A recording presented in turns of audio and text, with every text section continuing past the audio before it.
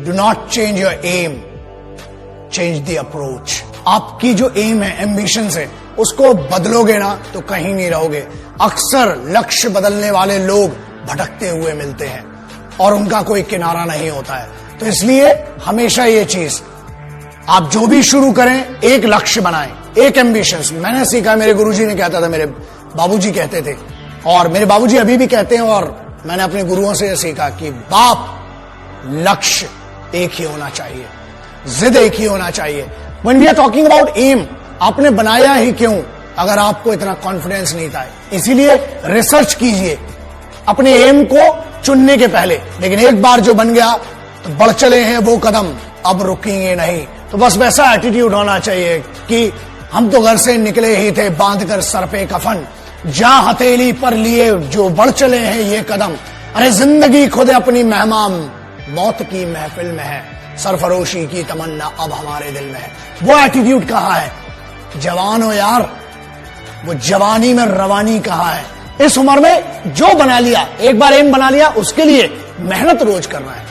रोजाना आपको मेहनत करना जरूरी है और उसके लिए तैयारी तगड़ी होना चाहिए। और तैयारी के लिए पता तो हो किस चीज की तैयारी करना है। एक दिन बॉलर बनना है, दूसरे दिन बैट्समैन, तीसरे दिन साइंटिस्ट, चौथे दिन डॉक्टर।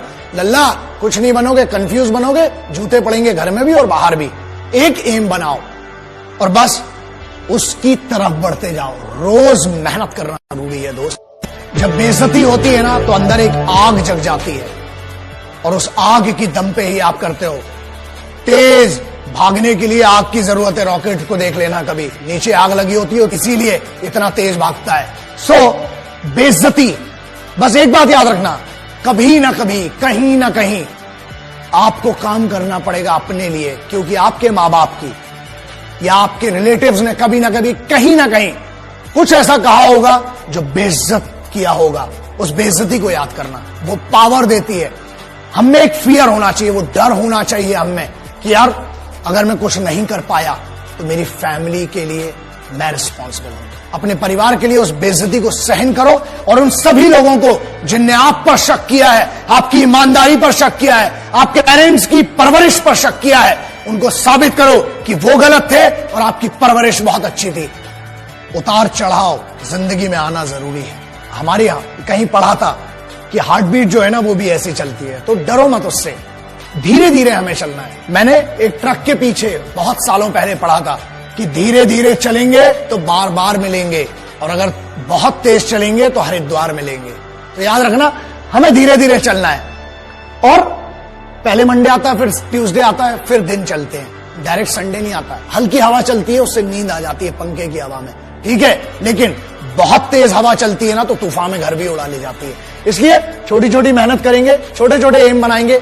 जब कंफ्यूजन हो पेरेंट्स के पास जाओ। अरे हर दुनिया के हर शास्त्र में लिखा है, इवन कुरान शरीफ में मैंने मेरे ज्ञान में बताया था मुझे कि एक फर्जंद की औकात अपनी वालिदा के सामने, वालिदा के सामने एक घायल परिंदे की होती है।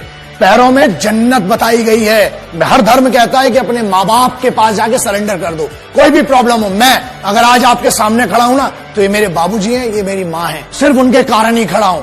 और उनकी वो परवरिश है, उनकी वो छोटी छोटी चीजें हैं, वो याद रखता हूं, कोशिश करता हूं कि मेरे उस एक्सपीरियंस से शायद आपका भला हो पाए। और मेरे पिताजी की एक बड़ी अच्छी चीज है जो सीखी थी कि बुरे वक्त में सिर्फ दो ही चीजें काम आती है। पहला, अपने ही बाजुओं की ताकत, और दूसरा अपनी ही अकल।